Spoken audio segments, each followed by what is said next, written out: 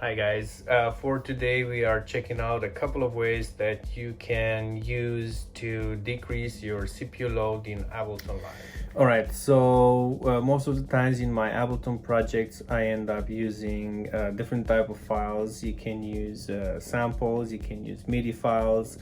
Also, there are external plugins that you need to take into consideration, and routing. All this will add to CPU consumption from your computer. But Ableton does offer a couple of options that you can tweak to make your computer use less CPU. So in projects where you have MIDI clips running, you can use freeze and flatten.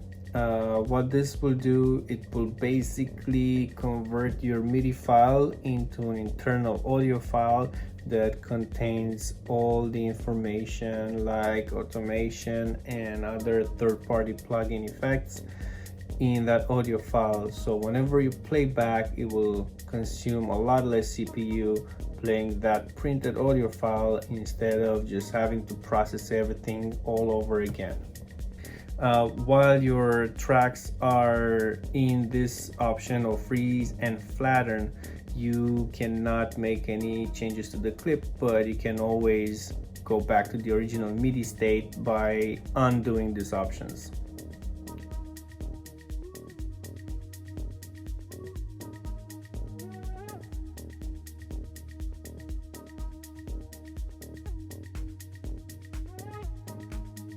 And also another trick that you can use, if you are happy on the way your MIDI files sound, you can actually print those to WAV files. Again, this will consume less CPU because you're playing the audio file instead of your Ableton Live session having to process the MIDI tracks all over again.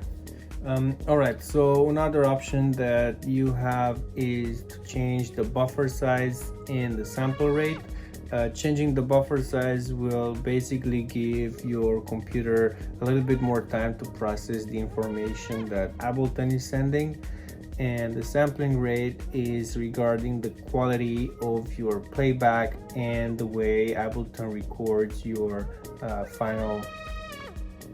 Okay, the third option that you can use to improve your CPU load on your computer is easy: project housekeeping, or keeping your project clean.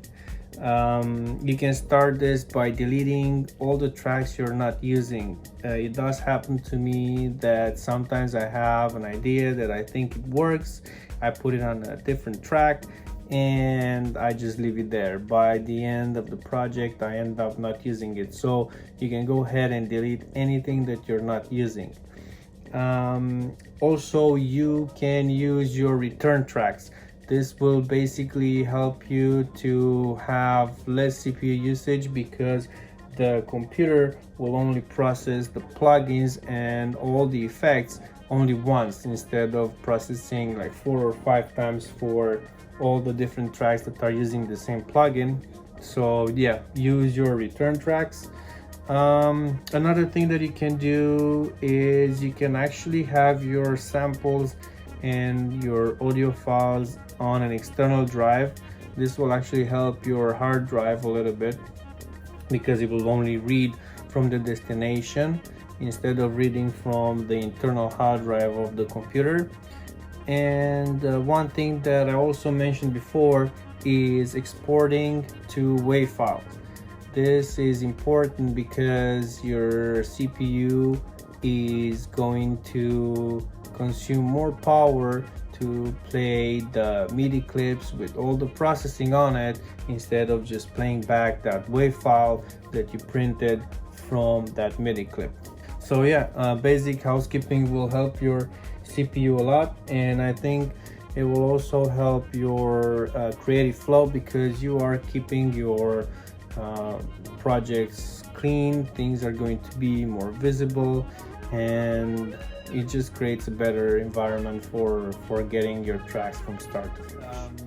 Yes, so another option that you can make Ableton run faster is easy. Maybe this is the easiest one. disable your Wi-Fi.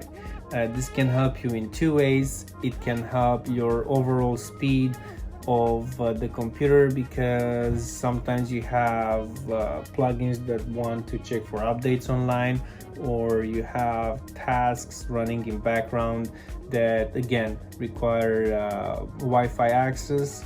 And this can also help your creativity process, because you will not get distracted anymore. You will be focusing on your music production. What you can do, and this is going to be my last trick to show you in this video, is a cooling pad for your computer.